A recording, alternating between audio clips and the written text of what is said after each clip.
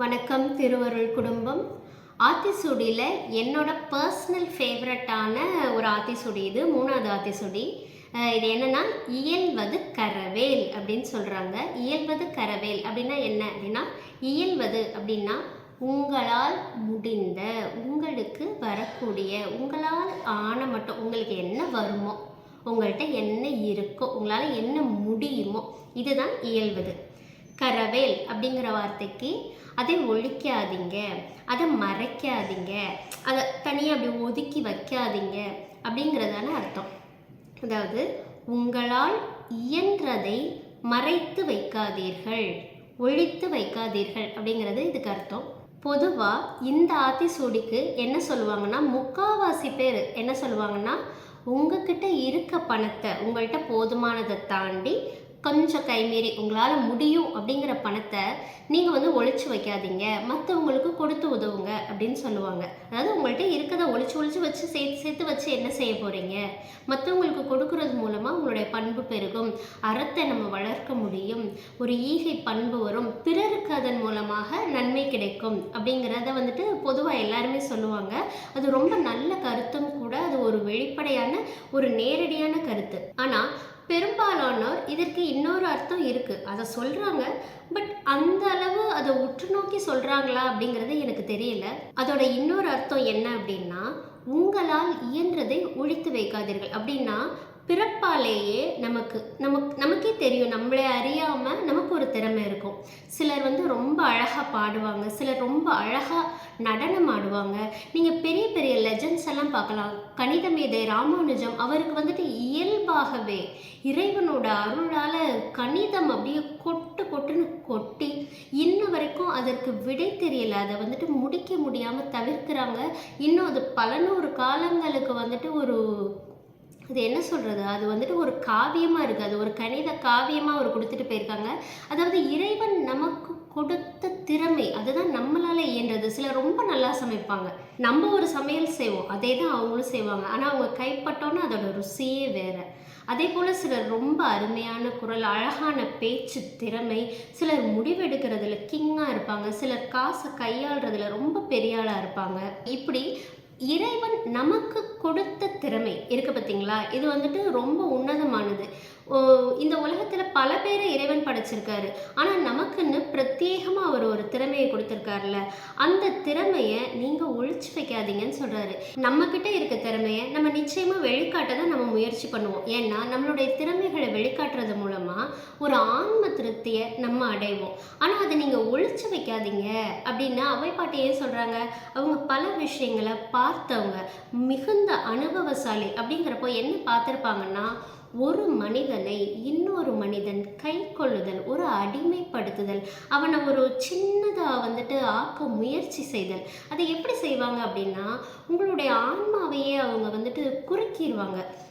சிலர் சொல்லுவாங்க, கேள்விப்பட்டிருக்கீங்களா, கேட்கறதுக்கு அது காதில் ரொம்ப அசிங்கமாக விடும். நம்மளால் அது மாதிரியான இதை இப்படி இருக்காங்களே, ஏன் இப்படி இருக்காங்கன்னு தோணும்.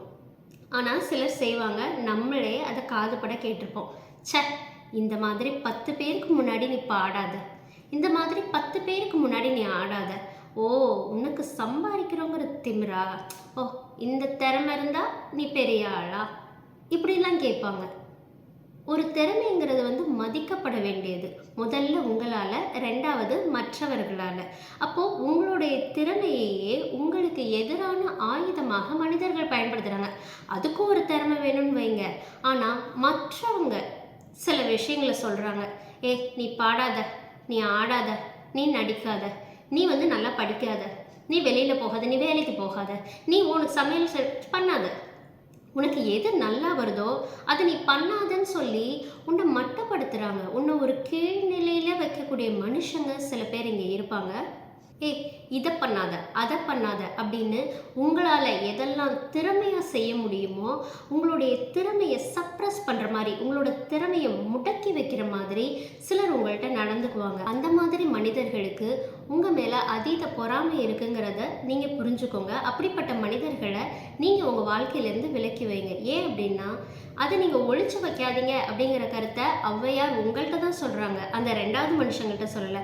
ஸோ உங்களுக்கான சில முடிவுகளை நீங்கள் எடுக்கணும். உங்களுக்கு இறைவன் கொடுத்துருக்காருனா உங்களோட வாழ்க்கை நலனுக்காகவும் உங்களோட ஆத்ம திருப்திக்காகவும், அதே போல் நான் வந்துட்டு எல்லாருக்குமே இந்த உலகத்தில் ஒரு பர்பஸ் இருக்கும்னு நம்பக்கூடிய ஒரு ஆள். அதே போல் இதை பார்த்துட்டு இருக்க ஒவ்வொருத்தருக்கும் உங்கள் வாழ்க்கையில் ஒரு பர்பஸ்ன்னு இருக்கும். அந்த பர்பஸை ஒட்டி உங்களுக்கு திறமைகள் கொடுக்கப்பட்டிருக்கும். அனுதாபங்கள், உங்களுடைய குணம், இப்படி நீங்கள் வடிவமைக்கப்பட்ட உங்களுடைய ஒட்டுமொத்த ஸ்ட்ரக்சரும் உங்களோட அந்த பர்பஸை நோக்கி வந்துட்டு இறைவன் அமைச்சிருப்பாரு. அதை இன்னொரு ஆள் சப்ரஸ் பண்ணுறதோ, இல்லை உங்களை நீங்களே நான் இன்ட்ரோவர்ட், நான் ரொம்ப கூச்ச சுபாவம், நான் என்னுடைய திறமையை வந்துட்டு வெளிப்படுத்த மாட்டேன் அப்படின்னு நீங்கள் அதை முடக்கி வச்சிடக்கூடாது. அதனால் நான் உங்களுக்கு சொல்கிறேன், இயல்வது கரவேல்.